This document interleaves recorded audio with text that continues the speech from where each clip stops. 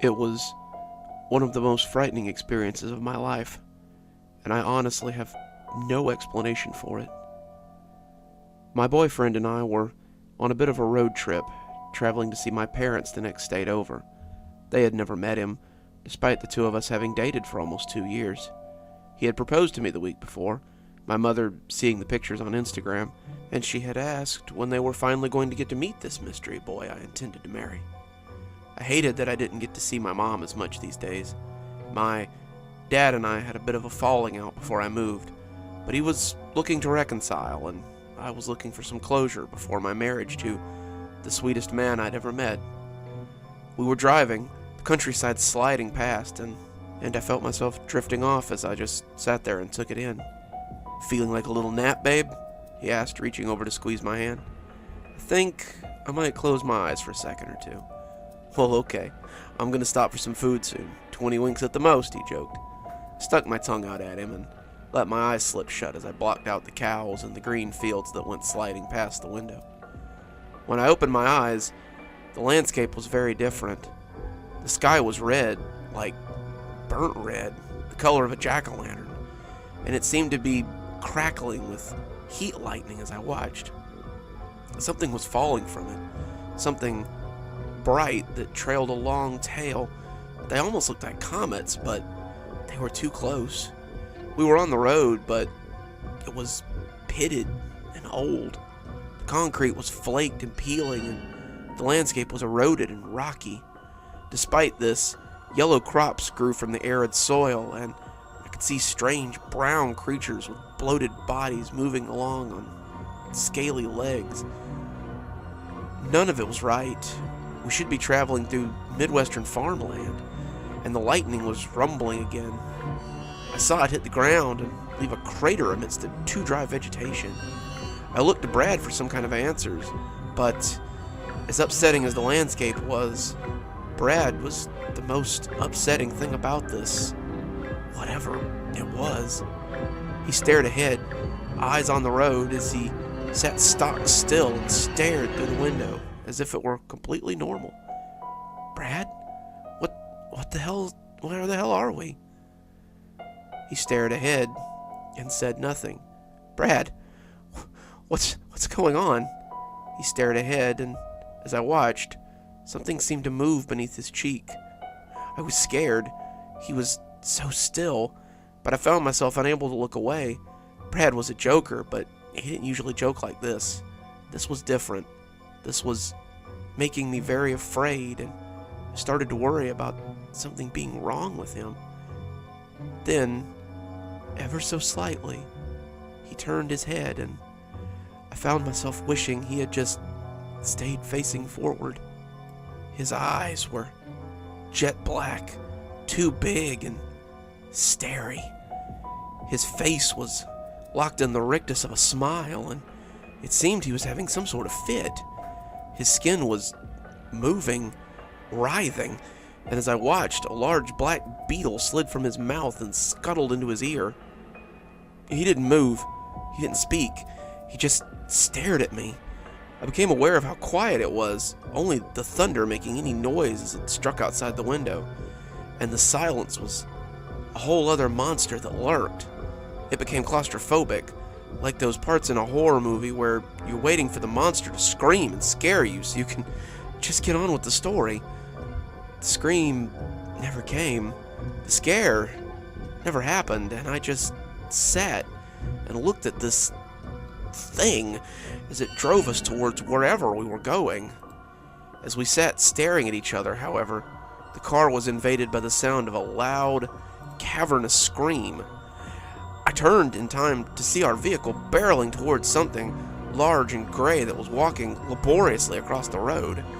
I only saw it for a split second, but it was huge, and the thing we were careening towards was a leg that seemed to take up the whole road.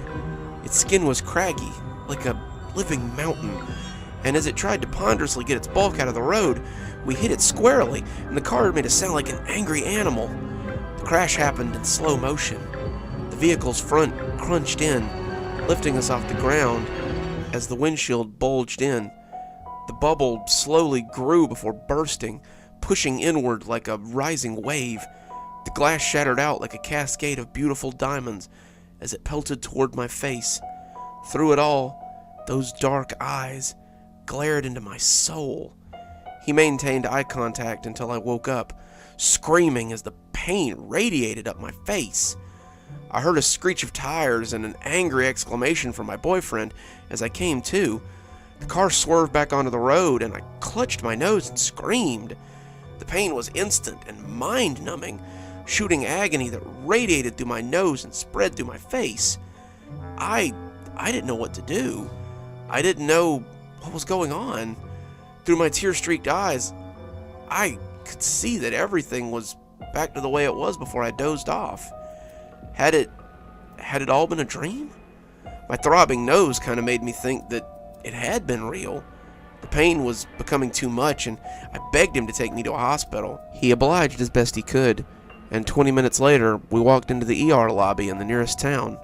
It was a slow day, I suppose, because they let us back and asked me questions as I helped them fill out paperwork. They didn't leave us sitting in the room for long either. In no time at all, someone was taking my hand off my face, and my boyfriend was holding my arms to keep me from trying to cover it again. I wanted to cover my face again badly, my nose a white-hot ball of agony, and the touch of Brad's hand was making me shudder. I couldn't look at him, because despite knowing that it was a dream, all I could see was that bug-filled creature with dead eyes looking back at me. The doctor looked into my left nostril with a light and furrowed his brow. That's weird. Hold very still for a second. Brad held me, wrapping his body around me, which only made me shudder worse, as the doctor reached into my nose and pulled something out that seemed to cut me as it came free. My nose hurt all the worse, like it was being sliced with a razor blade, and as it came free of my nose, I could see that it had been what was causing me the pain. It glittered wetly, red drops dappling the edges of the object as it slid out into the light of day. It was a shard of glass, about as long as my pinky tip, and nearly as wide. They had a lot of questions I couldn't answer, and Brad was utterly bewildered as to how it had gotten in my nose in the first place. I can't explain it myself. It was as if I had dozed off perfectly fine and woke up with a huge piece of glass in my face. I told them about the dream, but that didn't seem to convince them in the least bit. I simply gained a giant piece of glass somehow. No one seems to be able to tell me why. That's why I'm writing this, honestly. I sent Brad out to get me some clothes from the car, but I don't know if I can even get back in the car with him. Sometimes he looks normal, but sometimes, just for a second, I can see that weird thing staring out of his face. The other subs I put this in seem to think it was a joke, but you guys seem to appreciate weird stuff, so any advice would be greatly appreciated.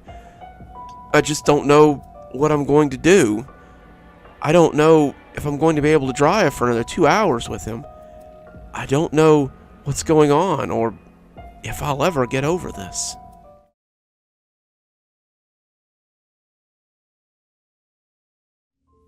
It's the little things sometimes. A good meal, a familiar song on the radio, a soft bed to sleep in after sleeping on benches or in sleeping bags for the past few years. The last one had been tainted for me after that night.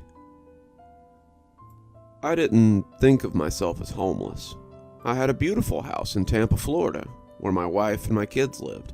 I had access to the bay, a 2-car garage, a big backyard for the kids to play in. It also had my wife's new husband, the guy she married after our divorce, so I'm not exactly welcome there. After the papers were finalized, I literally walked from the courthouse to a camping store, and after $400 charged to the credit card I shared with my ex-wife, I felt I had everything I needed to start a more carefree life. I thought I'd just live rough from now on, and to hell with everything else. I would ride the rails, take day labor, and just be an explorer in the modern age. That's what I thought of myself as, an explorer instead of just a vagrant. After doing that for about 5 years, I've learned a few things, and lost a lot of the crap I bought on that long ago day. I've learned which towns will ask you to leave and which towns will throw you in jail for public vagrancy. I've learned which day labor companies are willing to work with guys who sleep in alleys. I've learned the best way to get a shower and a shave in a public restroom without attracting attention. It's gyms. Gyms are the best for that. But above all else, I've learned that sometimes it's best to treat yourself when you can manage. That's what I was doing. I was trying to treat myself and get out of the heat for the night. I grew up in South Florida, so the heat is no stranger to me. I remember sleeping with the windows up, ceiling fan on, hoping for a breeze to rustle the curtains as I stuck to my sheets. The heat doesn't bother me like it does a lot of people, but this year had just been so hot. The heat was near constant, and I had rolled my sleeping bag up for the season and slept on a threadbare blanket on the ground most nights. I was in a rural area close to Alabama, one farm community with a short name and a small population. I spent my days unloading or moving freight at the train depot, and my nights trying to find a nice place to bed down. Sometimes I'd do day labor, sometimes I'd do odd jobs for people, but the police left me be for the most part, and I thanked them by not getting drunk and making an ass of myself. I was considering making this a regular thing, staying for a few months and renting a trailer at the Happy Acres Trailer Court, but then I got the word from Doris that they were downsizing a bit, and they couldn't really afford to keep paying me under the table. Doris was a sweet 55-year-old grandmother who was just trying to make it to retirement, and she told me that she was very sorry, but they were just going to have to let me go. I didn't really mind, I suppose. I took it as a sign that it was time to move on to somewhere else. Time to do some exploring farther north, maybe. It was getting close to harvest time, and there were plenty of little towns in Alabama or Georgia where a man could get farm labor work and bed in the barn or a bunkhouse. It was hard work, but it was good work. And I was hopeful as I took the small collection of cash that Doris had collected for me and set out on the road. That whole day, though, was the hottest day I'd ever experienced. I hit the road about 8 a.m., and I was walking up the side of the highway by 9. It was the last week of July, and you could see the heat as it baked off the asphalt. The sun was high, and by 10 I was sweating as I prayed for a semi to come blowing past. It was little relief when one finally did, though. The air that buffeted into my face was like a giant exhaling on me. I thought longingly about the big fan running on the docks and how I could catch a long breeze between unloading and loading trains as I drove my forklift underneath it. By afternoon, I was miserable. My back felt like it weighed about 500 pounds, and the straps dug into my sore shoulders. I was in Alabama. I had stopped at the rest stop to use the bathroom at the border, but I was a good piece from Dothan, the closest big city. If I could get there, I could get some day labor, find a farmer looking for laborers for the season. I could even just pick up a job at a depot or as a fry cook or something, so I could afford to stay indoors until it was time to move on again. As I walked that first day, I even dared to dream that I might find something less temporary and make Dothan a long stop. I had grown up on a farm, picking vegetables and milking cows and taking care of horses, and the idea that I might get along with some farmer and become his stableman or his labor foreman was appealing. On the other hand, I was a lapsed accountant too. I had worked for an office in Tampa and could easily get back with a place and make that my life again.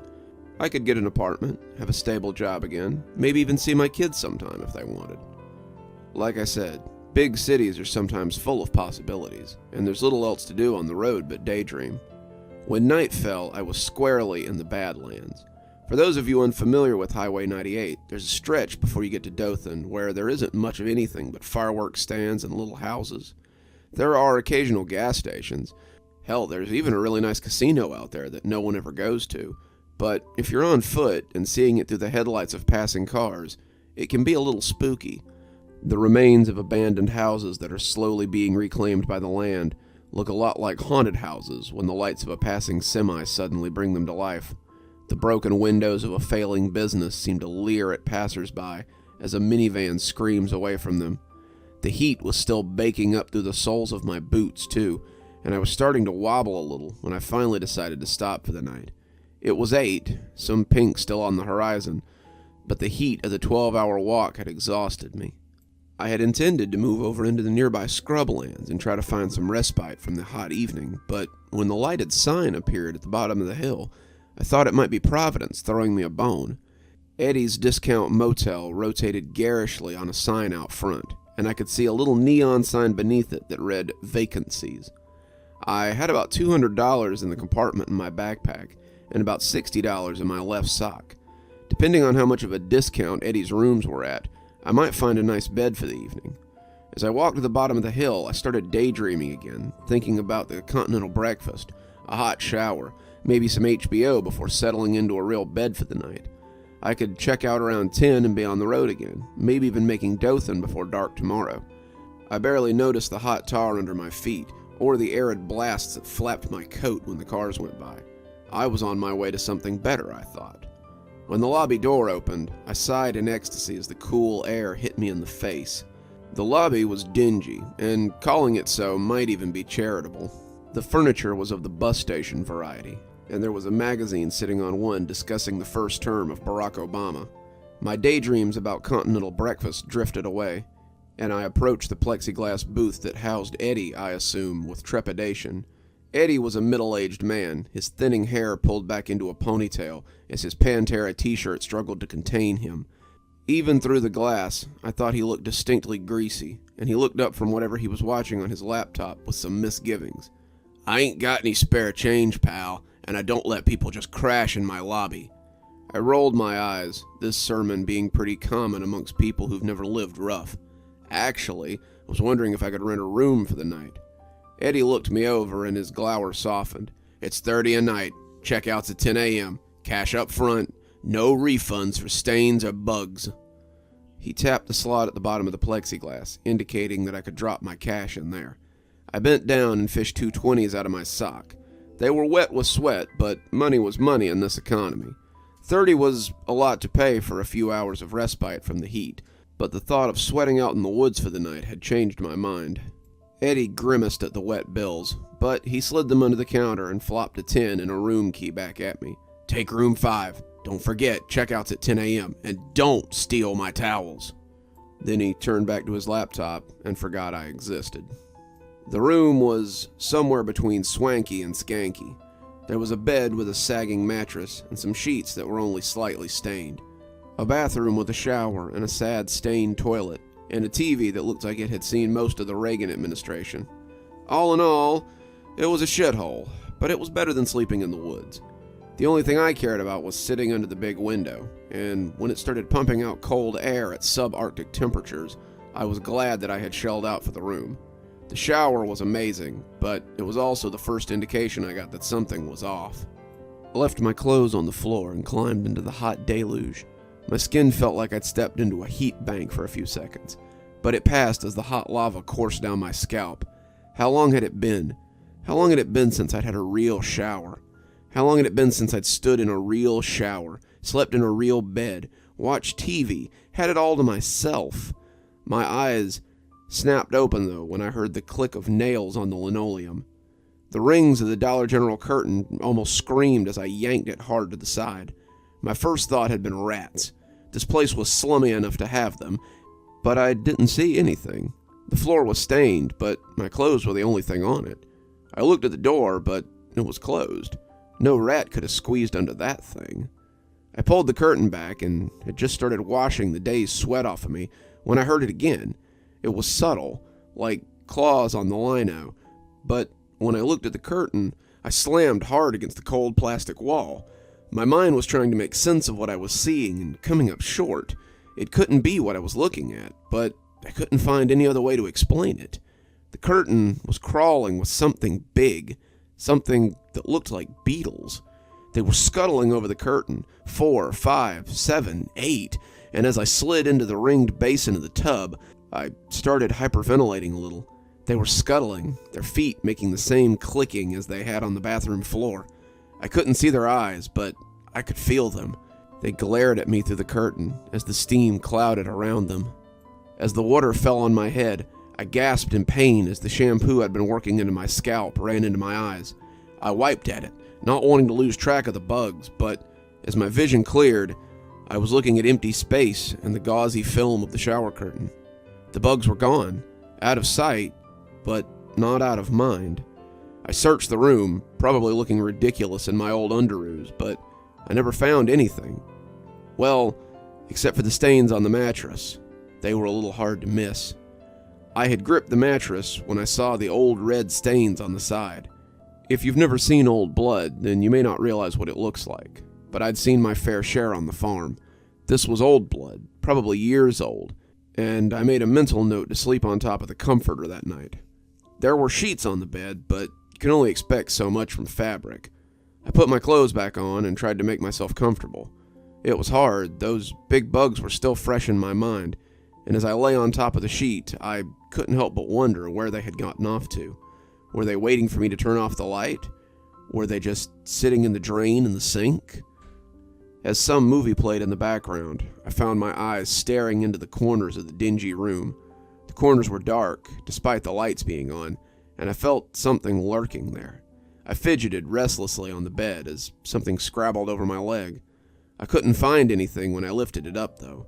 I was being paranoid. What did I care if the room had roaches or beetles or whatever?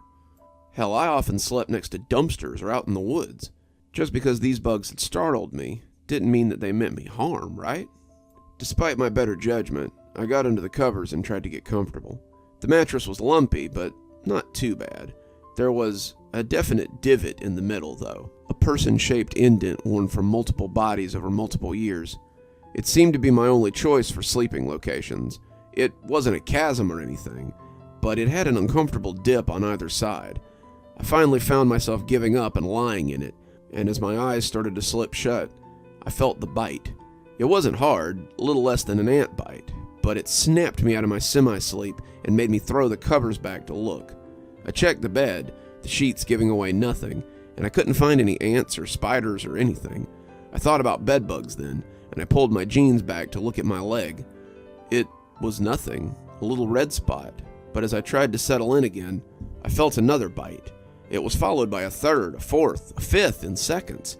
I could feel something on my skin, little feet running up my legs, and the bites were painful.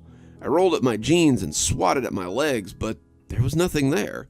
It was as though whatever had bitten me had just taken a chomp and left just as quick. I was back on the comforter in a flash, but the divot felt tainted. I sat to the left of it, shoulder against the wall as I put my back to the headboard, wishing I had just put up with the heat. I could just leave, I thought. This was America after all, and if I wanted to waste my money, then that was my business. The thought of going back out and sleeping in the woods, the heat falling over me like a blanket, was not at all appealing, though. I didn't like the thought of bugs crawling on me either, especially not bed bugs. Growing up, my parents had been fond of keeping dogs in the house, and I could remember spending nights with fleas crawling all over me as I sweated beneath my sheets. We had bed bugs a few times as well, and I remember the sleepless nights spent as they crawled and bit at me. It had led me to be very neat, something that persisted even into my homelessness, and it was almost funny that I hadn't felt truly dirty until coming inside somewhere for the night. It wasn't a big problem, though. Bugs didn't like cold, and I had the AC set on about 65. I could sleep on the comforter, avoid the worst of the bites, and still enjoy a nice cool evening indoors before returning to the heat tomorrow. When the power suddenly went out in my room, plunging me into darkness, I felt a small moan rise in my throat of its own will. I was left with nothing but my own breathing as I sat there on the saggy bed. The curtain window provided nothing but a ghostly inkling of a shadow light from the parking lot beyond. I crossed my arms around my chest as I began to shudder. The cold air hung around me like a cloud, but it would dissipate before long. Then, well, I might as well have just slept outside. The heat was oppressive, but at least the bugs were a little less forward. As I sat in the dark, I felt like I could hear the scuttling again. It was clicking, the noises scuttling across my brain. I looked around fretfully, trying to see where they were coming from. I wanted to run. I wanted to get the hell out of there, but I just couldn't make my legs move. My eyes were roving in a panic when I saw the comforter begin to flutter. The divot made a little canyon in the bedclothes, and I could see something squirming up from that hole. They were big, looking like beetles from a kid's cartoon, and they came staggering up from the crater as they ruffled the comforter. They spread out as they searched for me, and I felt my horror growing as the waves began to flow my way. They were like a squad of army ants, making their uniform patrol as they looked for prey, and they were coming towards me. I did the only thing I could think to do. I got up and made a run for the door.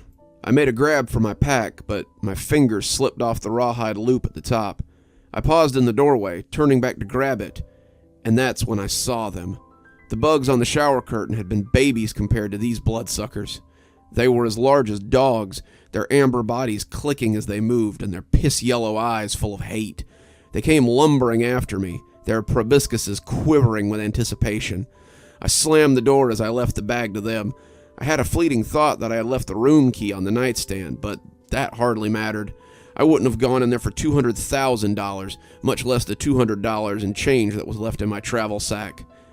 That's how I ended up running up the interstate towards Dothan with nothing but the clothes on my back and $10 on my sock. I must have looked pretty silly, but I didn't care. I was glad to be out of there, glad to be in the muggy air again, happy to have escaped with my life. And when the man in the Farmall truck came and picked me up a half an hour later, driving me the rest of the way to Dothan, I was glad to be able to feel the breeze that ruffled my hair. It felt better than Eddie's air conditioning ever could. Whenever I get the wanderlust again, I just think back to that night 3 years ago, and I count myself lucky to have gotten out with my life. It turned out that Dothan was some of the things I had been looking for, and others I hadn't even thought about. I found work. I found a place to stay that wasn't a park bench, and when the farm I got hired to pick pecans at was out of pecans for the season, the farmer was already having me work on his books to get him and his finances back in order. I moved into a little rental on the land, and I'm glad to say that my wandering days are over for now. I put this story here as a warning to those who still wonder, though. Eddie's prices may seem like a good deal, but watch out for the things you get on top of the bed and the TV. Those bed bugs have teeth, and you may end up as just another stain on the mattress if you aren't careful.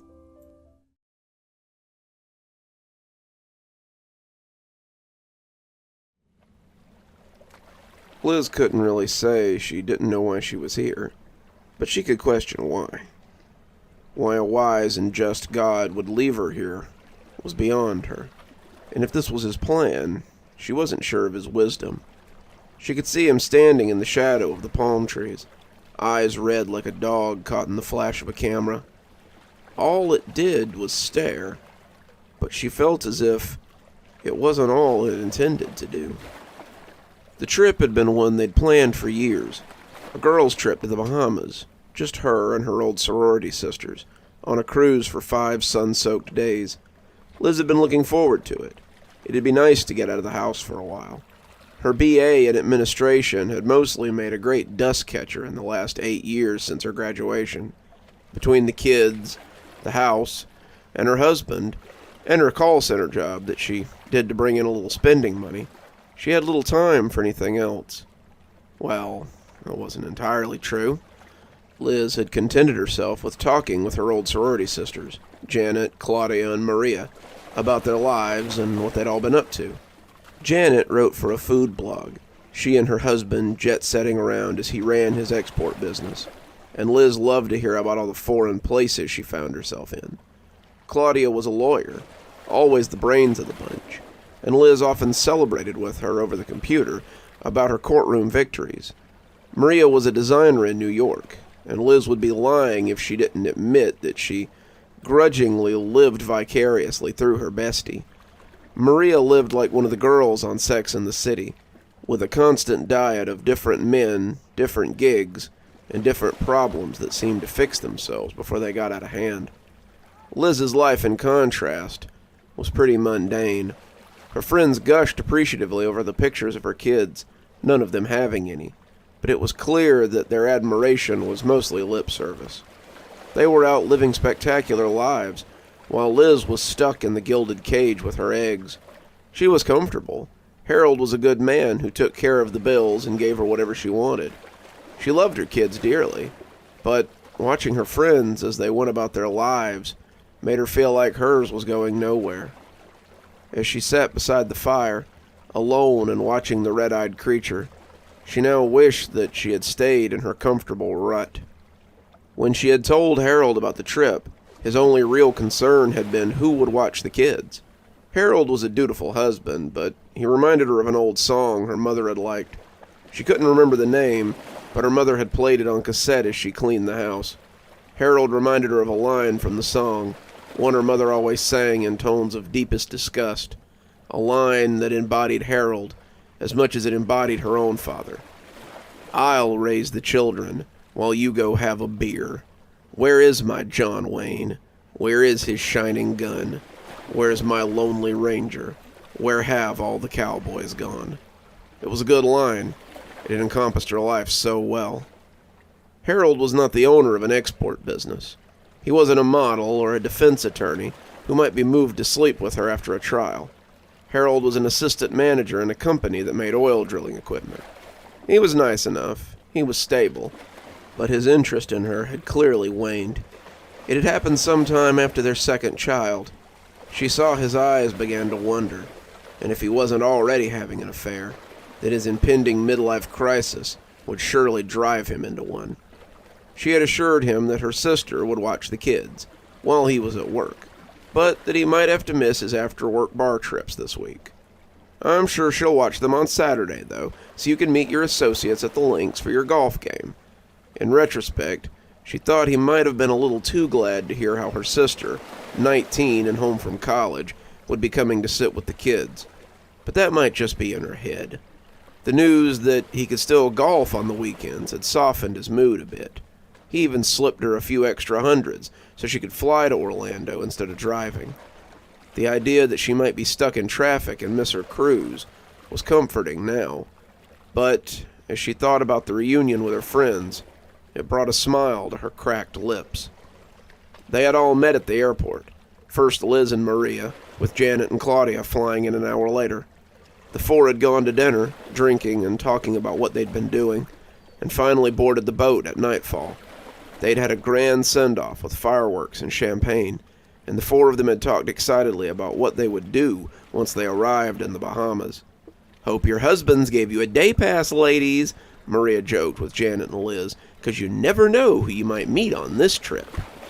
As Liz stared at the man-shaped thing, its unblinking eyes focused on her like twin beams. She wasn't sure that this was the someone that Maria had meant. It had all been smooth sailing until the second night.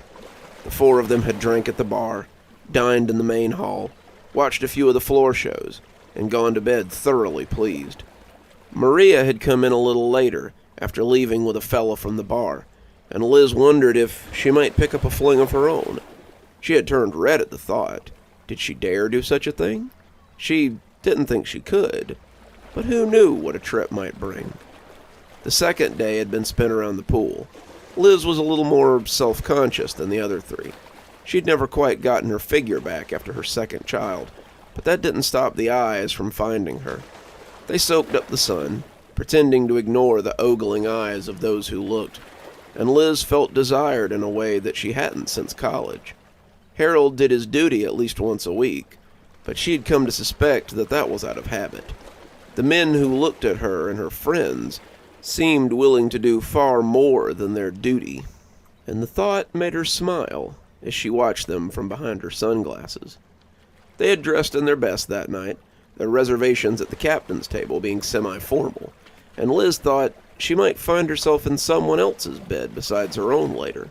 She was feeling confident in a way that she hadn't since she had met Harold, and as they laughed over drinks and appetizers, she wished the night would never end. When the ship stopped suddenly, groaning as if it had hit something, and lurching like a wild animal, she hoped she was asleep in her bunk still, her afternoon nap still ongoing. Now she knew better. As she felt her eyes getting heavy and heard the strange singing that had marked every evening after the first, she knew that the nightmare never ended. They started to evacuate soon after the sudden stop. The ship had run up against something, and it had shredded the side. Liz and her friends were shoved into a lifeboat with about a dozen others. They bobbed out into the night as the boat rode low in the water, its guts filling with the balmy island sea. Liz reflected that at least there had been enough boats for everyone, as the crewmen rowed them towards a collection of islands nearby. As Liz sat beside her friends, the adrenaline starting to ebb and the ocean rocking her amidst the warm bodies, she felt herself starting to drift off. You'd have said that such a thing was impossible, but she could hear others yawning and one particularly loud snorer behind her. She leaned her head against Maria and felt the other woman breathing heavily.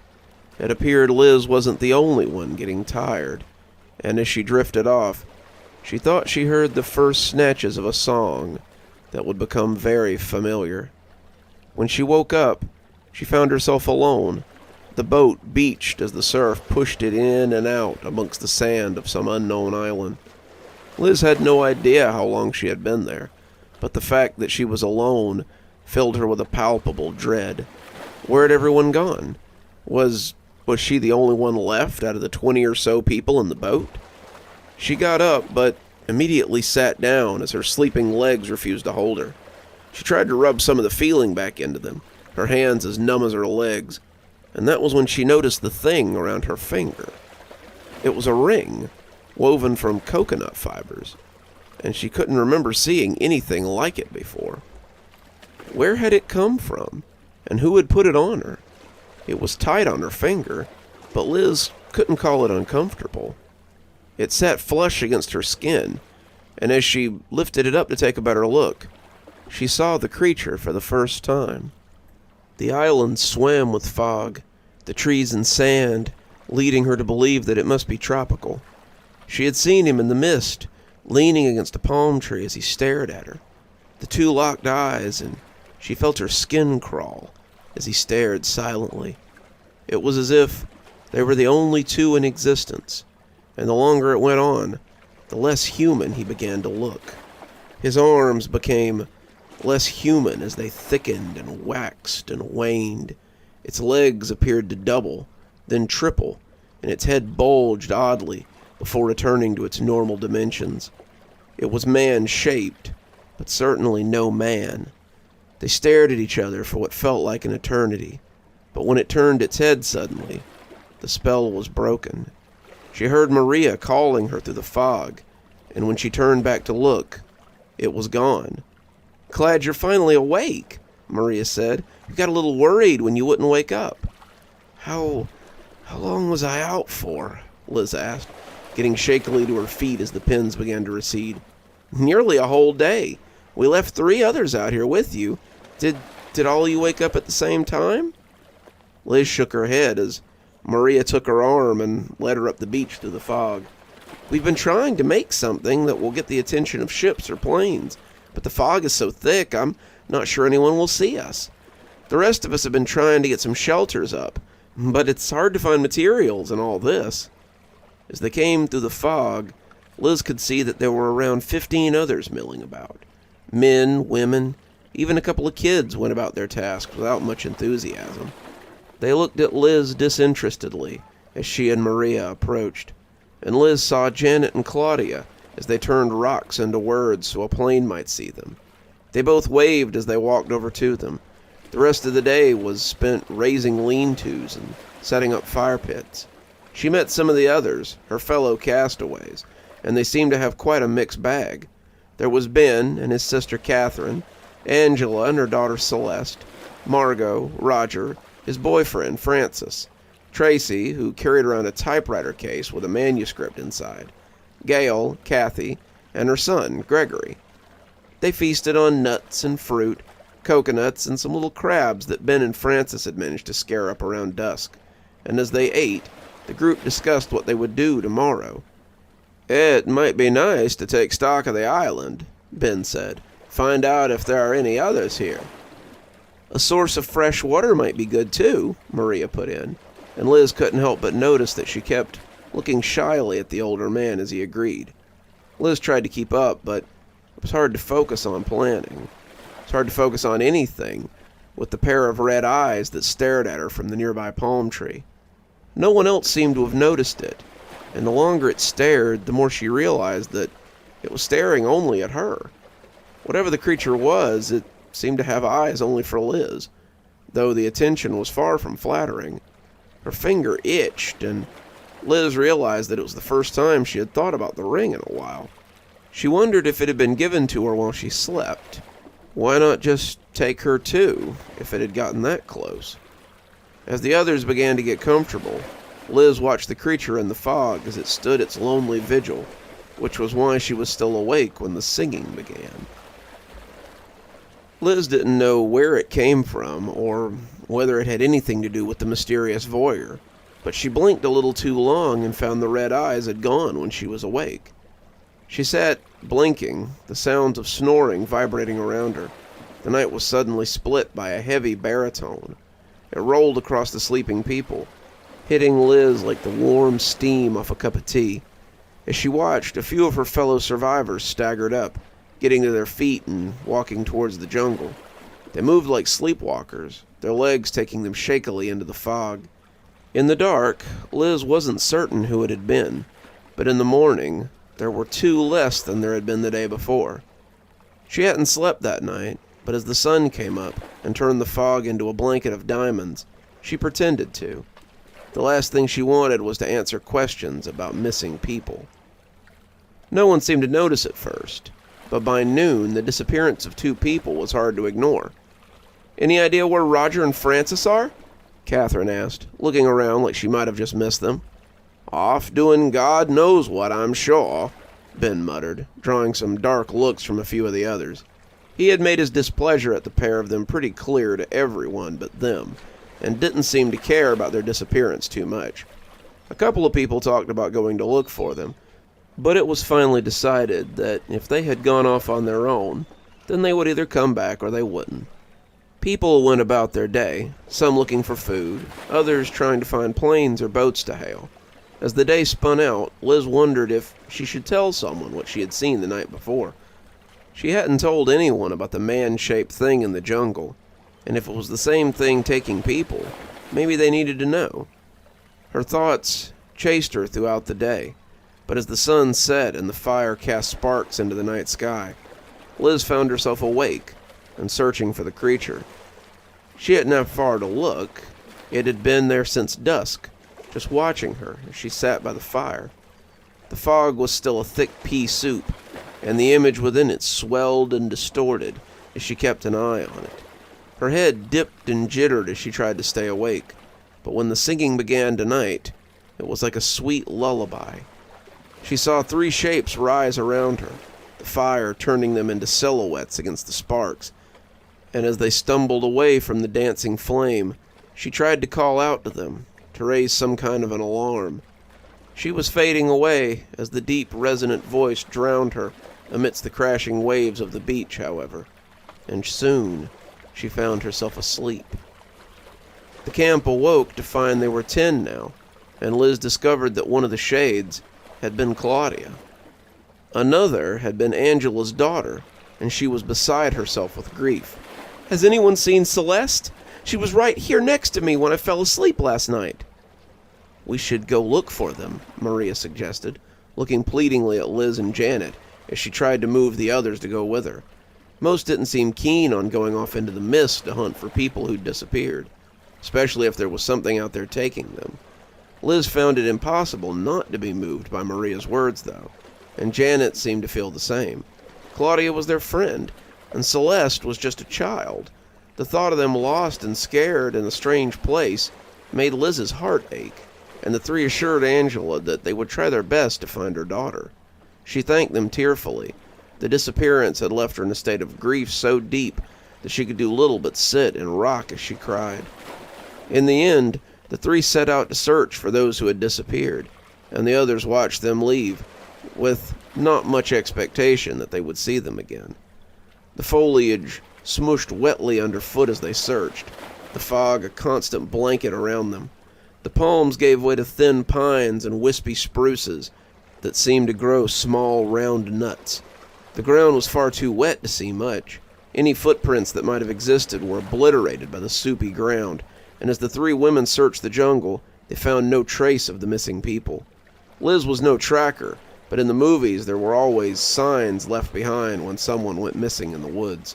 Fabric left on a tree, hair hanging from a branch, maybe a swatch of blood smeared across the bark. But there was none of that here. It was as if the island had swallowed them up, leaving nothing behind to mark their passage from life to death. The whole time, Liz felt like she was being followed. She glanced fitfully around as she looked for the man-shaped thing. She caught the odd glance of something, some vague shape amidst the mist, but it was impossible to tell if it was her voyeur or not. She felt pursued, this thing dogging her heels wherever she went, and she began to wonder if it was the thing that had summoned them to the island. Were they all just lunch for this creature? A game of cat and mouse to break up the monotony of its existence? When the sun began to set, they were forced to head back to camp empty-handed and heavy-hearted. Angela was inconsolable. The group came together for her, but their eyes were more often than not on the jungle. The fires were stoked, and as people began to get comfortable for sleep, Liz found herself too tired to join them.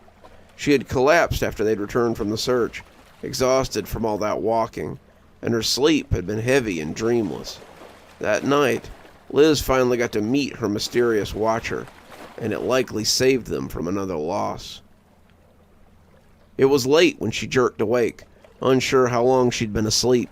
The fire was burning low now, the ashes flickering into the sky as the logs crumbled beneath the assault of the heat. Liz thought at first that the waves had woken her up, but as she glanced into the gathering shadow, she could see those red eyes as they bore into her.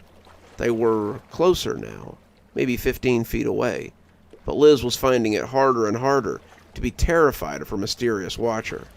The longer she sat looking at those red eyes, the more curious Liz found herself. "Hello?" she asked, keeping her voice low so as not to wake anyone up. The red eyes blinked, unsure, but when a voice answered her, it was very different from the deep baritone she'd heard singing at night. "Hello," it answered, its voice unsure as its features remained unknowable from behind the thick fog. Do you live here?" Liz asked, feeling foolish almost at once. It had been here since before they got here. Of course it lived here. "Yes, for most of my life, I think." The two talked for a bit, Liz becoming more comfortable the longer it didn't simply leap on her and gobble her up. It confirmed her suspicions that the island wasn't boundless and that her group of survivors were the only people here. She asked about the fog, and it told her that it just always was here, but that it kept everything nice and cool, so it wasn't unwelcome. It would have amazed her how quickly she fell into a normal conversation with this creature if she hadn't been so absolutely exhausted. As it stood, it seemed like the most natural thing to have happened in a while. "Are you the one singing at night?" she asked after it finished telling her about the caves near the edge of the island. It was beginning to lighten on the horizon, and Liz realized that it might leave before she got some of her burning questions answered. The eyes had been crinkling a little as it spoke, clearly enjoying their talk, but as she asked about the song, they took a different downturn. Was it mistrust, or was he ashamed of the answer? "Yes, that's me," he answered, clearly hesitant. Are you the one—" "Liz?" someone said sleepily, and Liz turned to see Maria sitting up groggily. Who are you talking to?" Liz turned back to introduce Maria to the thing she'd been so comfortably chatting with, but it was gone. "No one. Must have been talking in my sleep," Liz answered. There were no new missing people in the morning, but it did little to help the tension. Ben had started talking about making spears or something to defend themselves, but most of the others were more concerned with surviving. Even so, the foragers took homemade spears he had made when they went to look for food. His sister Catherine tried to talk to him, telling him that he was making everyone anxious, but he loudly told her that everyone should be worried about whatever was taking people in the night. Angela looked like a ghost as she sat looking at the waves, and people seemed content to give her space. She was mourning the loss of her daughter, and it was unclear whether her tears were swelling the ocean or the ocean was rushing forward to give her its salt. Liz found herself thinking about the odd creature as she went about her day. It hadn't been like she had expected, and she found herself wondering if it had really been the one taking people. She still hadn't told anyone about it, and most of the others would have assumed that she was going crazy. The thought of those red eyes creeping up to talk to her in the night would have scared some of them and made others think that she was losing it. Worse yet, she suspected that Ben would stay up and try to fight it if she told him, so she kept her mysterious new friend to herself. For the next week, she would stay up after the fire burned low and meet with it. She didn't hear the singing on those nights, and the red eyes seemed more than happy to come back night after night so they could learn more about her. Whatever it was, it seemed very interested in Liz and the life she had lived on the mainland. They talked about boats and cars and television, the food she used to eat, the people she'd known, her family, anything else the creature could think of. Liz would find herself watching him as his body did strange things, thickening and shriveling, multiplying and dividing, and the longer she watched it, the less afraid she became. The longer they talked, the less substantial it seemed to become, and that worried her. Liz found that she was afraid of losing it, the thing that made her feel almost normal. The mist seemed to clutch at it, making its features even less recognizable, and it added a level of unreality to it. It made it seem as if it were fading away. "Can I tell you a secret?" it said suddenly, leaning in close one night and causing Liz to blink as the fog pattered against her face. "Sure," she said, glad for a break in conversation. Liz had been worried that she might run out of things to talk about, and then it would go away. She'd forgotten to be afraid of it, and was glad for the company and the attention this thing showed her after everyone else had gone to sleep. She missed her family and her children most of all, but having it here to talk to made it a little easier, a little more tolerable. "When you first noticed me, I had come to watch you." "Me?" Liz asked, surprised. "Why me?" "I noticed you when your boat came. You were just sitting there, sleeping, and I couldn't take my eyes off you. That's why I gave you the ring."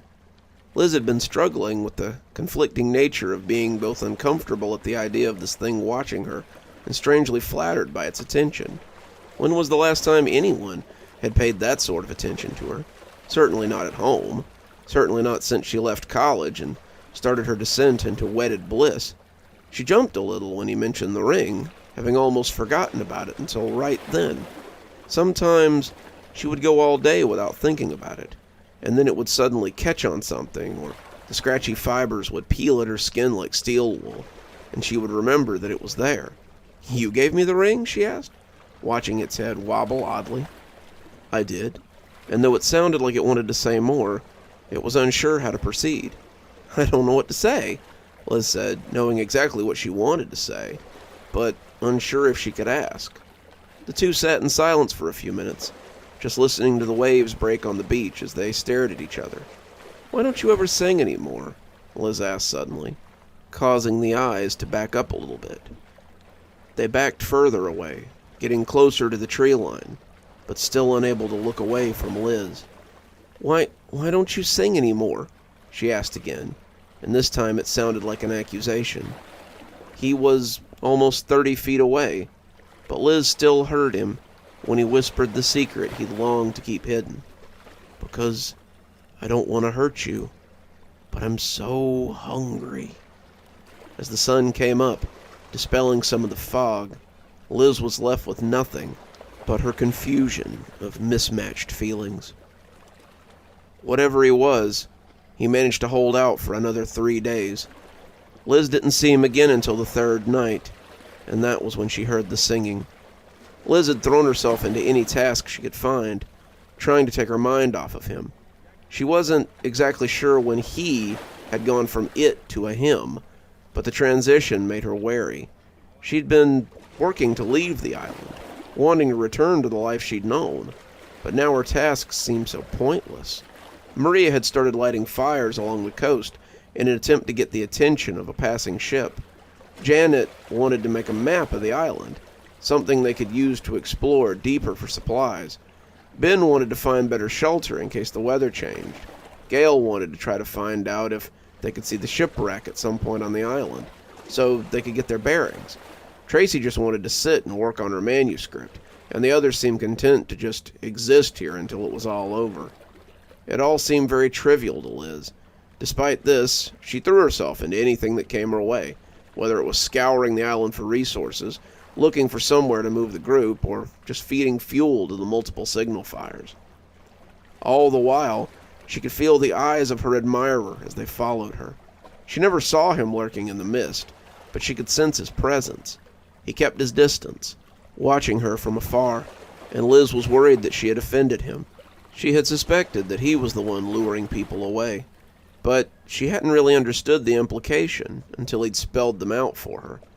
They would never find their fellow survivors, no matter how much they searched, and it was strange to feel so attached to someone who saw you as food. Angela had disappeared on the second day, but Liz doubted that her new friend had anything to do with it. Angela had done little else but weep for 2 days, the sea drinking her tears greedily. She wouldn't eat or drink, wouldn't come to camp no matter what the time, and when they woke up to find her stretch of beach had gone empty, Liz assumed that she had just wandered out into the sea. It might have been the kindest thing for her, but Ben had other ideas. With only 9 of them, Ben and Gale were now carrying clubs and accompanied anyone who left the camp to forage. They had appointed themselves as de facto guardians of the camp, and Ben seemed to have decided that he was their leader. He and Catherine argued often, but his patience for her seemed to be running thin. Kathy and Gregory had taken to sleeping close to Liz and her friends, and Kathy kept a protective arm around her son at all times. Tracy slept with her arms around her typewriter case, holding it like someone might a stuffed animal, but even she had moved closer to the group for protection. When Catherine came to join them on the 3rd night, they all slept in a shallow pile, like rabbits in a warren. Ben and Gale sat around the fire, blinking owlishly as they kept watch. But to Liz, it began to feel more like a prison camp than a group of survivors. Liz woke up on the 3rd night to the sound of singing. She found herself looking for those piercing red eyes amongst the fog, and found his shadowy body not too far away. Dark forms imposed themselves across her vision, and she watched them lumber into the trees before realizing what had actually woken her. It was only Ben by the fire now, Gale having left to go with her mysterious admirer, but now only Tracy's battered typewriter case was left to mark that she had existed at all. Some of the others were beginning to squirm, but instead of lingering, the music began to fade almost at once, making a couple of them jerk quietly as they sat down.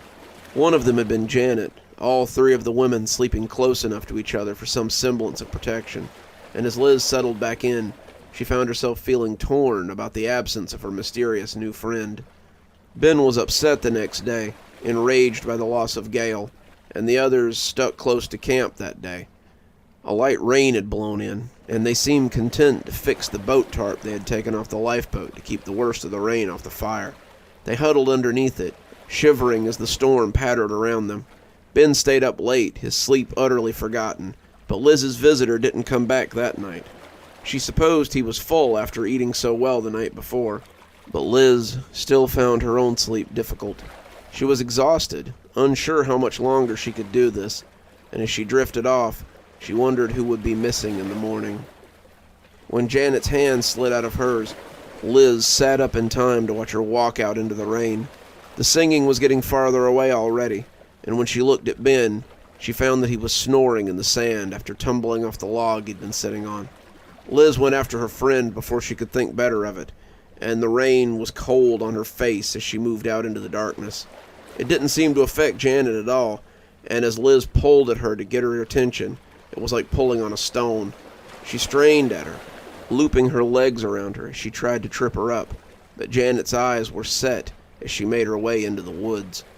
Janet pulled her into the jungle, the two still struggling, and Liz could see those red eyes burning into the depths of her from the woods. "Stop it!" she yelled, tears mingling with the rain and sliding down her face. "Don't take her! She's my friend!"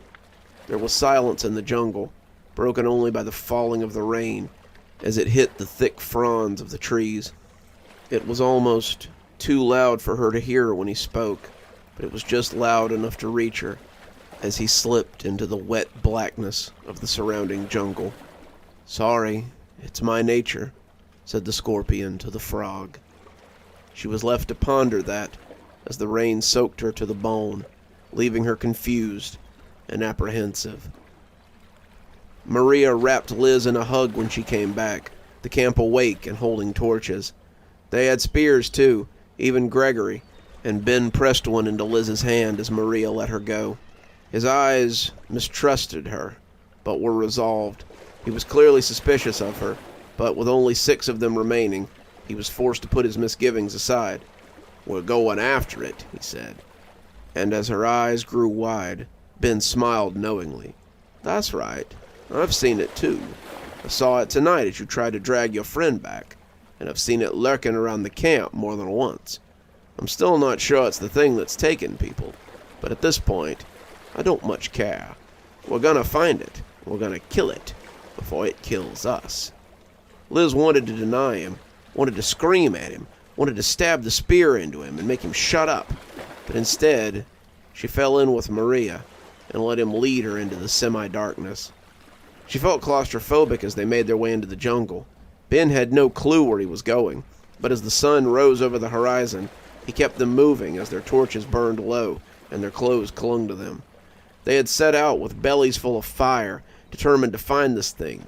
They crisscrossed the island, the sun dispelling the shadows as they moved, but they never seemed to find anything that would make a good hiding spot for anything bigger than a bird or a badger. The longer they searched, the more frantic Ben seemed to become. "Where are you?" he kept whispering, looking around frantically as he stalked the groves. "It has to be here somewhere." His need to find the creature seemed insatiable, but by noon, Ben was forced to admit that he had no idea what he was doing. The group was tired and hungry, their legs hurting and the fire in them now quenched by the mist as they turned back towards the campsite. Ben seemed completely demoralized. Catherine finally put a hand on his shoulder, reminding him that they were exhausted and needed to eat, and he was finally forced to turn around and head back to camp. They had covered the whole island, beach to beach, and found no sign of Janet or anyone else. As they trudged back, Ben wasn't the only one looking downtrodden. They all knew that come morning, they would likely be 5 instead of 6. Liz sat by the fire now, remembering the last few days with sobering clarity. Ben had been taken next. He had tried to stay up and keep watch, wanting to catch this thing so he could keep them safe from it. But in the end, he had succumbed and fallen asleep. They had all been so tired after trudging through the jungle, but when they woke up, he was already gone. Kathy was next, and Gregory's cries had brought the rest of them around the next morning. By then, the 4 of them had been frantic. No one wanted to be next, but it seemed inevitable. They were all tired, their meals growing smaller as their numbers dwindled, and they were utterly trapped by the island they now found themselves on. They couldn't fight him. They couldn't escape him. They were nothing but cattle, just waiting for the slaughter. Catherine went next, but by then, Liz already thought she knew what she had to do. When he returned the following night, she was waiting for him. He seemed confused when he found her awake, Maria and Gregory snoring around her, and when she put a finger to her lips, his nod made her stomach churn. "What will you do when they're all gone?" she asked, watching the fire dance between them as the mist made it hiss. He didn't answer her, his red eyes boring into her as he hunkered and watched. "You seem to be saving me for last. Do you hate me so much that you'd make me watch the people I care about disappear before it's my turn?" "Never," he blurted, and she shushed him as Gregory stirred. "I would never torture you like that. It's only that I can't bring myself to hurt you. I need to eat to survive, but I hate that it must come at the expense of you." They pondered this for a moment, the fire hissing and spitting like an angry cat. "What if I went with you now? Would you let these 2 go and take me?" He was silent, but his nod was all the answer she needed. "Lift the mist and let them go, and I'll go with you." He seemed startled. I can't promise your safety. It's hard for me to control my hunger, as you've seen. I'm not sure I could forgive myself if I hurt you. I'm sure you'll have no trouble calling more boats here, just like you did to ours, right?" The eyes looked away sheepishly, but he didn't bother to deny it. "How did you know?" "I guessed. Just like I guessed that this ring might be stopping your song from calling me away at night. Right?" He nodded again. "It won't protect you, though, if I decided to just gobble you up one day when I got hungry." "It's a chance I'll have to take," she said, getting up and walking towards him. The red eyes widened, but as she walked into the mist that surrounded him, the cold membrane encompassed her and accepted her. Liz felt conflicted as she watched the boat leave with Maria and Gregory. The sound of the deep whistle had brought the two around as the sun rode high in the morning, and Maria had called her name for quite a while before leaving with the boy. The ship had seen the messages on the beach, seen the smoke from their fires, and Liz had been afraid that Maria wouldn't go for a minute. As the boat grew smaller and smaller on the horizon, a part of Liz wished she was on it. Another part had already accepted that this was her new home, as certain as she was that she belonged with the man whose strange hand now clutched at hers. As strange as it sounded, this had been the trip she wanted.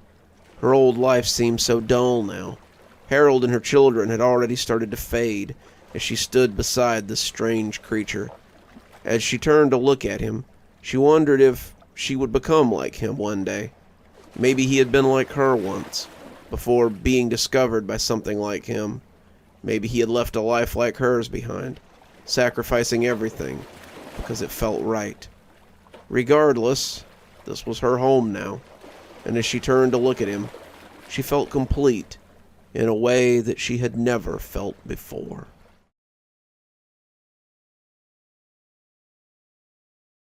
The smooth jazz buzzed through his ears as Howard finished correlating the numbers for his latest job. The Baxter account was coming along nicely. Howard felt quite sure that he would have the account books done before quitting time. It had been a hard job. Mr. Baxter had not kept good records, but he had finally chased down all those loose ends, and... Howard cocked his head like a dog that's heard a sound he can't quite place. Had someone been calling him? The smooth jazz he always listened to when he worked was devoid of words. Words tended to distract him while he was working. He shook his head and got back to it. The account was nearly done, and he had a meeting in an hour to finalize it. He'd give his boss something to crow about this time. Charles Baxter was a very wealthy man, and his business would do wonders for the company. Howard bet his boss would give him a bonus after seeing all the excellent work he'd...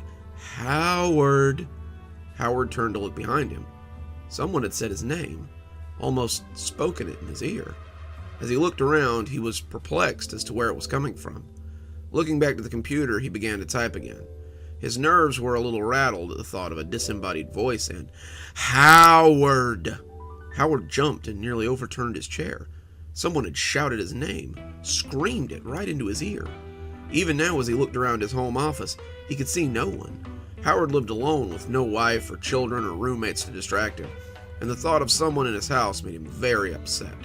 This was his home, his place of refuge, and as he started to rise from his chair, he resigned himself to search the whole house until whoever was here was found. He had just opened the closet when the voice spoke again. "Sorry to startle you, Howard. Now that I've got your attention, I need to talk to you." Howard stared dumbly into the closet. The old jackets and blue storage bins did not begin to speak to him. No one sprang from concealment either to admit to the disturbance, and he came to realize that the voice was not coming from the house. The voice was not an intruder, or a disembodied ghost voice, of which he did not believe in. The voice seemed to be coming from his earbuds. The voice was that of an average, everyday person. Howard could have sat next to him on the bus, or chatted with him in line for his morning bagel. The voice was smooth, educated, and not too terribly unlike his own. This made Howard feel a little easier, a little calmer. As he stood looking into the coat closet, he felt less worried about home invaders, and more concerned about why someone in his earbuds knew his name. "Wonderful! Now that I have your attention, I need you to leave the house." That struck Howard as odd. Not that anything in this situation was expected, but leaving the house? Howard worked mostly from home, always had after his employer had determined that it was better for his productivity. As such, he had maintained a rigorous schedule. He really only left the house to get groceries once a week, and to visit a certain woman he liked. Their relationship was based on cash exchange only, of course, but he still had a schedule, and he liked to stick to it. You are in great danger, Howard. Men are coming to hurt you. Men who don't want you to finish this account. And if you're still here when they arrive, I fear you won't live to see tomorrow. This filled Howard with unease. Who was coming to hurt him? Why did they care so much about the Baxter account? I know this must be very upsetting to you, Howard, but I need you to do exactly as I say, so we can get you out of this troublesome situation. Take all the relevant information you have on the account and put it into your briefcase. Take the hard drive out of your computer. the silver box on the second tray, and put it in there as well. You can just yank it right out. It should come free. I need you to do all of this in the next 5 minutes and be at the bus stop before 2 o'clock. Go on, get started now." Howard felt himself hesitating. Who was this voice? Why was he talking to him? How did he know that this wasn't some trick to get him to screw up all the data on his computer? Still, years of being an accountant drone meant that he had already begun to scoop the papers into his briefcase, even as he thought things over.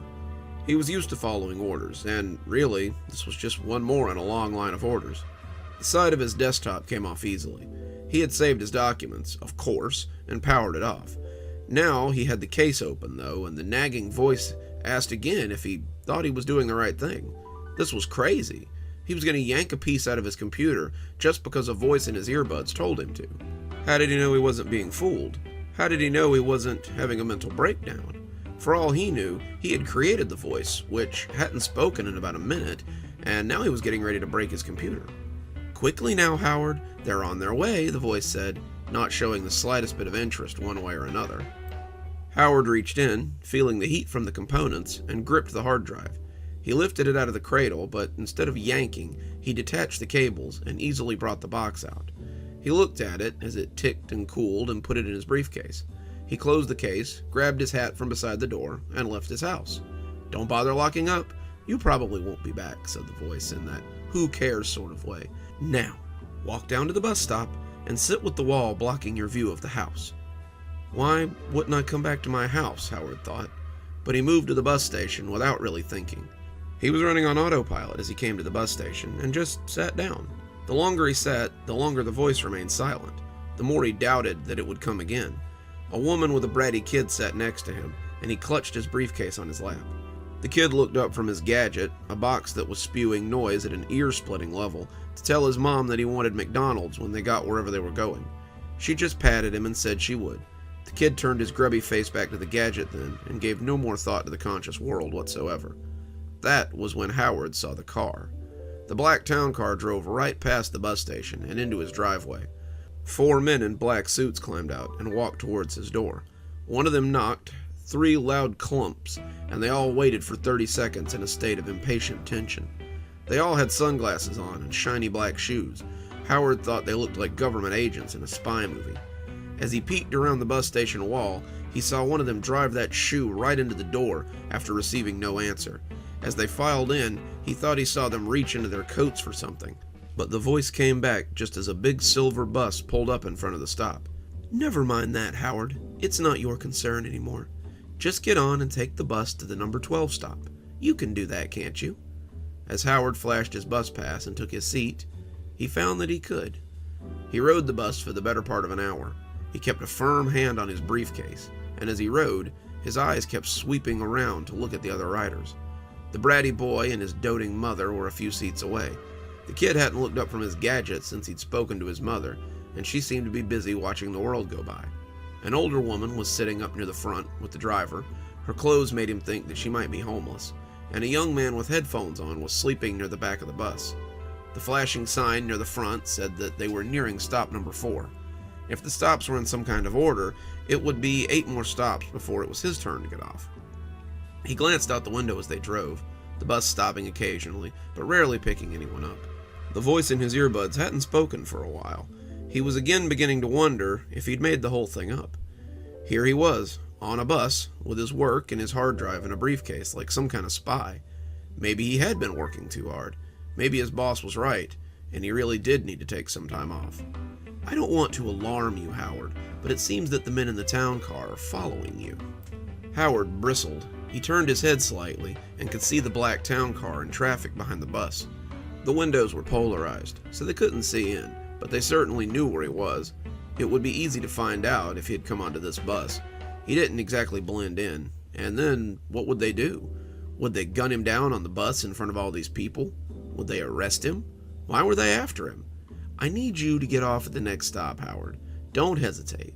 Don't look around. Just step off the bus and take the alley to your left." Howard pulled the handle over his head, and when the bus stopped, he calmly walked out onto the busy sidewalk. The doors closed, and the bus rolled on into traffic. Behind it, the town car followed, being none the wiser that Howard had gotten off. He scanned the crowd and found the alley to his left. He took it, clutching the briefcase as he walked along the garbage cans. He didn't see anyone lingering around, and as he came out onto the other side of the busy street, he began to relax a little. There were no black town cars waiting for him, and that gave him some small amount of reassurance.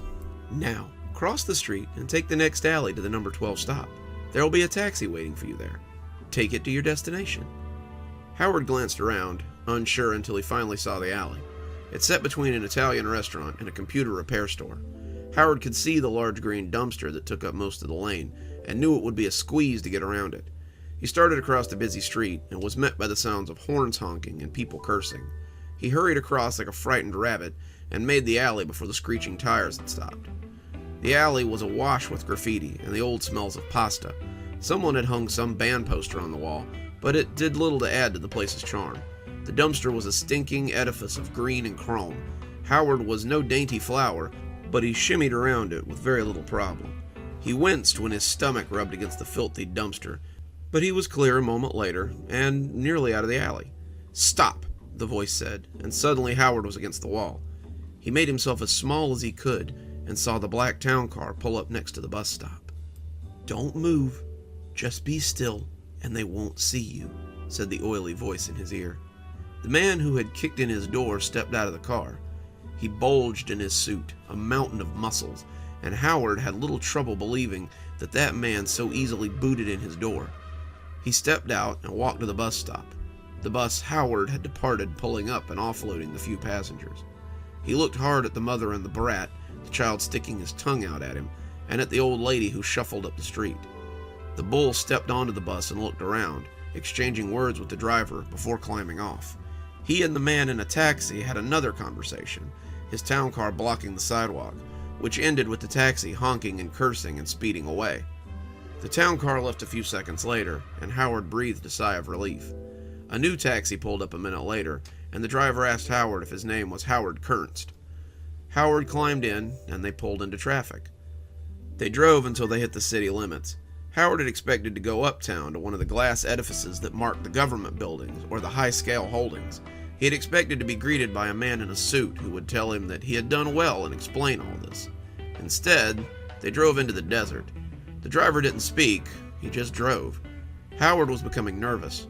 The men in the town car had been one thing, but what if the man in the earpiece was worse? He tested the door and found that it was locked. He checked the windows and found that they wouldn't open. He tapped on the glass, but the man behind the wheel ignored him. "Patience, Howard," the man soothed. "All your questions will be answered soon." Howard settled a little, but as they drove deeper into the desert, he began to wonder what was happening. Howard was just an accountant, a great accountant, but still an accountant. Things like this didn't happen when you were just an accountant. You might get a paper cut or stub your toe on an average day, but certainly not get yourself involved in clandestine conspiracies or life or death struggles. Hell, the files he had from the Baxter account weren't even that interesting. Baxter owed a lot of money to the government, had a lot of back taxes, but Howard had managed to clear that up. His orders had been to make the problem go away, and he had. When the car stopped, Howard was jerked out of his contemplation. They had stopped outside a rundown gas station in the middle of nowhere. Howard must have been wool gathering for longer than he thought, because the sun was dipping low in the sky behind said station, and the afternoon was beginning to sink into evening. A sensible black sedan was parked in front of the gas station, and as they approached, a man opened the door for Howard and ushered him out. The man was wearing a black suit, much like Howard's pursuers, and his sunglasses reflected Howard's scared face back at him as he climbed from the taxi. The taxi driver accepted an envelope from the man, neither speaking a word, and the cab pulled away, leaving Howard and the man standing in front of this rundown gas station. "Right this way, Mr. Kernst," said the man, and the two walked towards the station. It was a tatty thing, gas pumps gone all brown and flaky, the glass crashed out in the windows, a single spindle rack spinning sluggishly in the wind with a single bloated magazine on it. Howard had seen 1,000 of them in his time, utterly forgettable, and he feared to die in a place like this and become as forgotten as the old station. The thought was sudden, but he couldn't get it loose as soon as he had thought it. He was like a dog who's finally caught his tail and now can't let it go again. Howard was suddenly sure that this would be the place he died. The two walked around the back of the station, and there was a man in a folding chair, a beach umbrella covering him from the sun. He was dressed in a white suit, little blue piping roaming up the jacket. He had a fat, jolly face, hair the color of snow, and a pair of sunglasses with some reflective lenses Howard had become used to seeing. He smiled when he saw Howard, and the smile was genuine and warm. He pulled an earpiece out as they approached, and spread his pudgy arms wide as though to hug him. "At last, Mr. Kirst, at last you've arrived. May I call you Howard? It seems silly to rest on formalities after we've been through so much." Howard didn't trust him from the instant he opened his mouth until the end of his life. The man had a showy way of speaking, like a carnival barker or a snake oil salesman. He was the kind of man who turned everything into a Shakespearean presentation. He thought himself a showman, but really, he was just dramatic for the sake of drama. Howard hated people like that. The man seemed to pick up on some of his distaste. "I imagine you have a dozen questions, maybe 24, and I want to answer them all, but I fear we don't have time. The biggest question I assume you have is why these men are chasing you, yes?" Howard nodded a little sullenly. "Well, the answer is quite simple. The men are, of course, my own." "Yours?" Howard asked, perplexed. "Of course. You see, if you had something I wanted, and there was no sense of urgency, you might start to ask questions. You might question the voice that suddenly popped into your head. You might not have come all this way into the desert on my order if I hadn't made the stakes a little high for you." He pulled a cigarette out of a silver case he had in his jacket, and Howard flinched when he saw the case come free. For half a second, he had seen a small silver handgun come out of that jacket, and he knew his life was about to end. The man flipped the case closed, but offered it to Howard before he put it away. Howard declined, and the man slid it back into his pocket with the same disappointment. The man who had escorted him from the taxi stepped close, flicking an expensive lighter and holding it to the end of the cigarette. Howard considered running into the desert while he was occupied. Catching a bullet in the back, however, did not seem much better than dying right here. "Now then, I imagine you'd like to know why I went to all this trouble to get the papers you have in your briefcase. Well, that's a little more complicated. You see, Charles Baxter has made some very important people very angry. He's made enemies out of the kind of men who don't really get mad. They get even. And in 22 hours, he will cease to exist forever. He will be erased from life, erased from memory, and erased from time." Howard gaped. Who was this guy? How exactly did you go about erasing someone from time? Charles Baxter was a fat cat around here, probably one of the most prominent businessmen in 3 states, but surely he was small potatoes in the grand scheme of things, right? So, as you can see, it's very inopportune for you to have files that prove this man existed at all. Charles Baxter is already dead. His associates are, as we speak, being ferreted out. You, Howard, are the last loose end we need to tie up. But why kill me just for having this information?" The man shrugged noncommittally. "Because it's easier than having you reprogrammed. At the end of the day, you're an unmarried accountant whose absence will go unremarked. You have no family, no real friends, not even any pets to mark their bowl's emptiness. You've lived an unremarkable life, Howard. Your death will be much the same." He threw the cigarette into the sand, half smoked, and held his hands out towards Howard. "Now then, the case, please." It was said nice enough, but Howard knew that it wasn't a request. The man was used to giving orders and having them followed, and for a moment, Howard thought about refusing him. He would die here, he knew that, but maybe he could die with some dignity. Perhaps he could die having fought against something that didn't seem right. He held onto the case for a few seconds, not sure what he meant to do with it, but in the end, he found himself handing the case to the man under the umbrella. At the end of the day, he was just an accountant after all. The man accepted the case, smiling, and this time the hand that came out of the suit coat did contain a small silver handgun. "Thank you, Howard. You've been very helpful." The gun went off, and Harold felt the slug enter his body. It burned for a few seconds, then he felt nothing. Howard's life ended in much the same way he had lived it, without much fuss.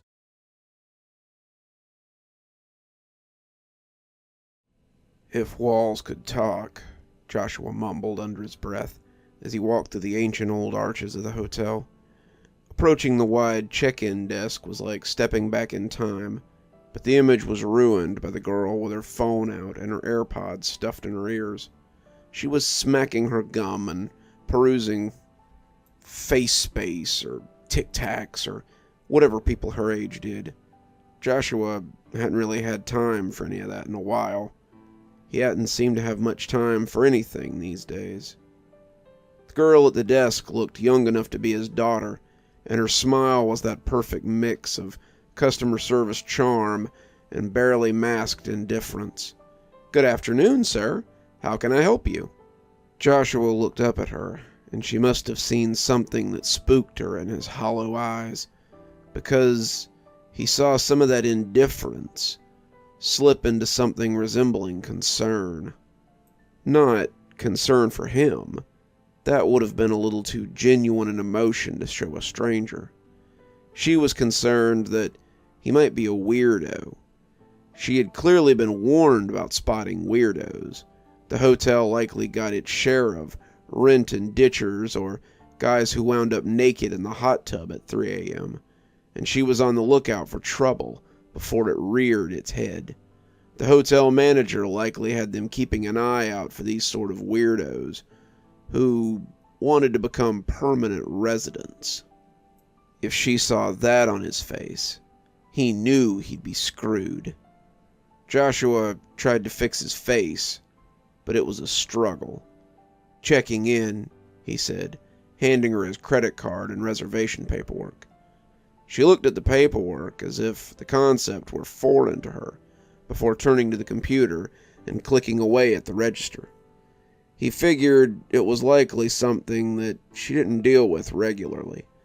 The Leaser Moor was not some posh establishment, not some trendy spot that housed celebrities or jet-setters. It was an old hotel that attracted tourists and people who liked to bask in historic places. That's why Susan had come here, after all. She'd been here to photograph the hotel for a travel magazine, her 4th assignment as a freelancer, and her last. She pulled him up, and Joshua saw her bite her lip when the room number popped up. "Ooh, that's gotta be a mistake. Sorry, sir, but that room isn't one we usually rent out." "I'm aware. That's why I requested it." She looked shocked, like she didn't know what to say. "I hate to tell you this, but someone went missing in there pretty recently." She had pitched her voice low like it was a rat problem, or some mold that could have been steam cleaned out. Joshua wanted to be angry. He wanted to tell her that he knew someone had gone missing in there, and that 6 months and 5 days wasn't recent to him. 6 months and 5 days was when his world had crumbled, and it was a day he would never forget. He wanted to tell her that his wife had not been some rat infestation or a mold colony that could be cleaned, poisoned, or time erased. He wanted to tell her all these things in a flurry of anger and hatred, but he knew she wouldn't understand. "I've been informed. I like to stay in rooms like that and try to gauge paranormal happenings. It's a hobby of mine. Since I was in the city anyway, I figured I would take that room." The young woman sighed as she finished checking him in. "That's good. She just thought he was a weirdo." Weirdo was fine. A weirdo might set up some cameras, pull out a ghost box or an Ouija board, light some candles, and pretend to be a ghostbuster or a medium for a few days before leaving. One look at the suitcase probably told her that he had brought all his toys with him so he could play pretend, but she had no idea what games he intended to play. There was only one tool in that bag, and it wasn't for playing. "And you're all set," she said, handing him his key card. "Please enjoy your stay at the Leaser Moor." Her smile was back, that fabricated grin that hid her disinterest. She just wanted him to leave so she could get back to Snapchatting or Twittering or whatever she was doing. She'd have something to tell her friends about tomorrow when she came in for her morning shift and heard about the mess he'd left in his room. Joshua pushed the button for the elevator and rode it up to the 7th floor. The hallway was done in that early 80s cinema style that made you think the floor was furry or sticky. The carpet pattern shifted in slightly nauseating diamonds as he walked down the hall towards his room. The thought that this would be the last thing he ever saw was a little disappointing, but that was reality. With any luck, his daughter wouldn't get his letter until Monday, not unless the post office near the college was feeling excessively ambitious. It would be too late for him to stop him either way. Joshua had laid out everything he needed to, explaining that he couldn't live without her mother, and that if her spirit resided somewhere in this room, he wanted to be with her. She could have his money, his savings, the car, the house, and anything else he owned, so she could finish school and make something of herself. All he wanted was Susan. He came to the door of room 712 much too soon, and as he slid the key into the lock, he glanced at the room where his wife had spent her last few hours of life.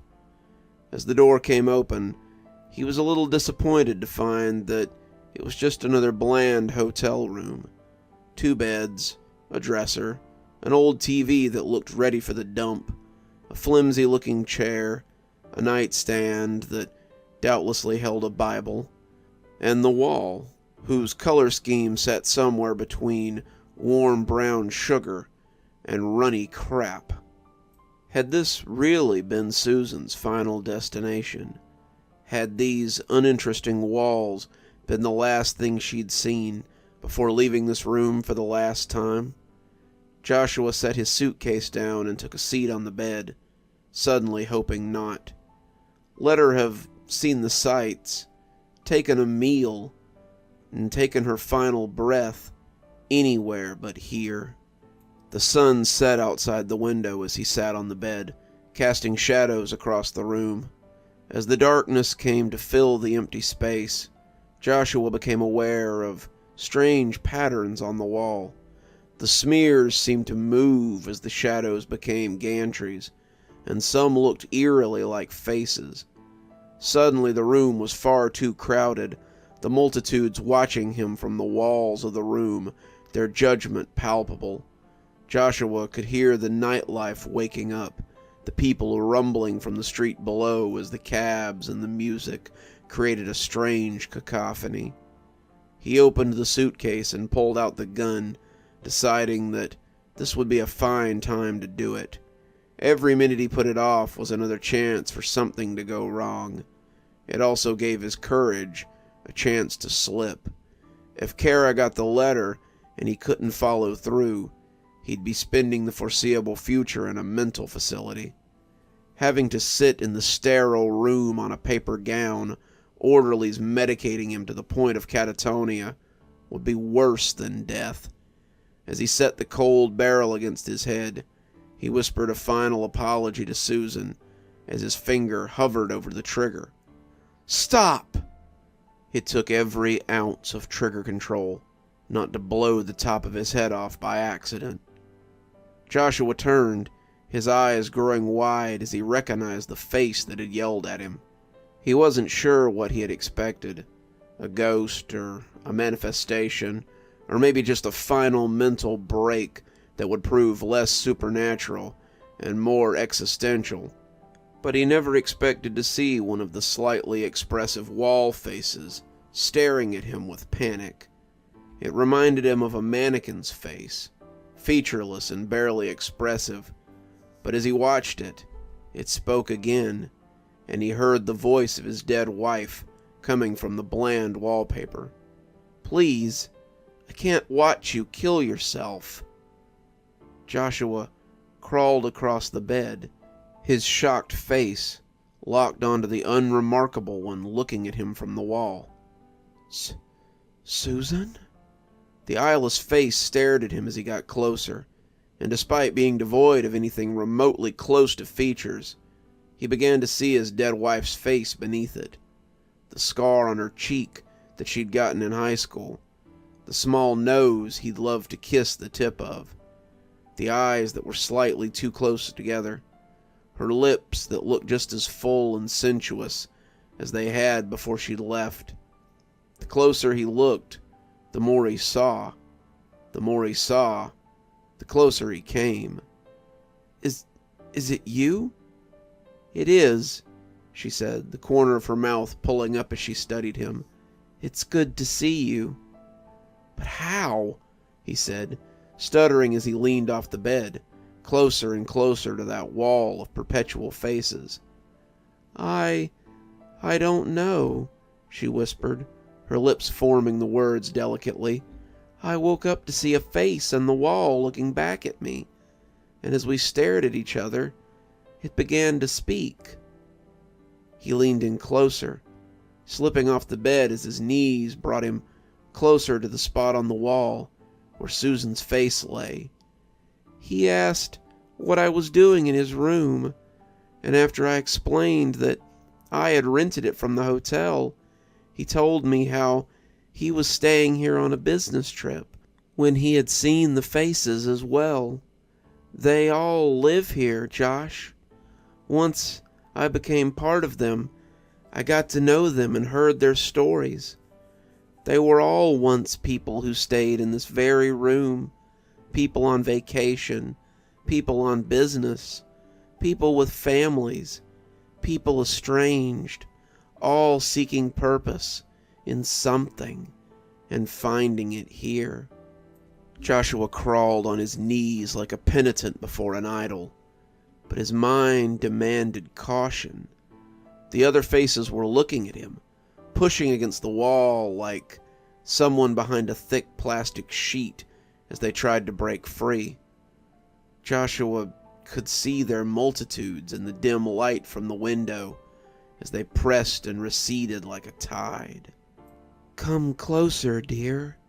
It's hard to talk through this veil." He obliged, now halfway between the bed and the wall. He wanted to turn on the lights and take a better look at her face, but he was afraid that the light might ruin it. Hadn't he failed to see it until dark? He'd been sitting in this room for hours, waiting for the right time to join her. Now, here she was, coming to him in his time of need. "Wait for me, please. I'll join you. I don't want to live without you, Susan. My life is meaningless without you. Can you take me where you are? Is there some way?" "I want to apologize," she whispered, and Joshua came a little closer as her words were lost in the blare of a car horn. You have nothing to apologize for. You didn't ask to leave me. I came here to join you, to see if your spirit lingered here and I could find you once I passed on. Kara's grown. She doesn't need me. But I need you." He was closer now, and if he had reached out, he could have almost touched that porcelain face. The live wire in his head, however, that ancient alarm that warns of danger, just wouldn't stop going off, and his hands trembled as he tried to make them reach. "Not for that. I want to apologize for what I did while I was here." He felt his breath stick in his throat, his next words held in check as he waited for her to go on. In spite of himself, he crawled a little closer. "When the faces woke me up, I wasn't in bed alone. I had gone to see the nightlife, to see the city, and as I sat in one of the trendy bars, I met someone. He was charming, a real ladies' man, and one thing led to another, and I let him convince me to take him back to my hotel room. I could blame it on the wine, but I know that wasn't all of it. I was bored, dear. I felt trapped by our life, smothered by what we had built, and that's why I agreed to the job in the first place. I wanted something new, something different, and though I didn't set out to find someone else, I ended up being untrue to you." Joshua felt the ice slithering into his heart his lungs seething as his body shook with effort. He was drowning. He was suffocating, his body refusing to draw breath. How could she do this to him? This couldn't be true. Something was messing with him. This couldn't be his wife. She would never do that. She couldn't. Even though he was left breathless by her secret, his knees still carried him forward. Please say something. Can you forgive me? It was a lapse in judgment. I'm sorry. I don't care, he rasped. I don't care what you've done. I forgive you.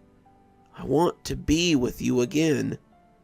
His hands slid around the edges of the mask, caressing her face as he leaned in close. Please don't leave me. I can't live without you. He leaned his head against her mask and felt her perfect lips turn up in a smile. Then let us never be parted again, my love. He felt her lips twist into a smile, too large for a human mouth to contain. The corners tore, her cheeks splitting as her mouth opened wide like a snake. He didn't struggle as her mouth enveloped him, the face elongating as she pulled him in.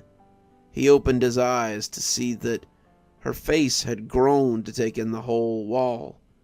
Her features had warped into something akin to the face of one of the demonic statues you saw in churches sometimes, and it warped and tilted oddly on that flat plane.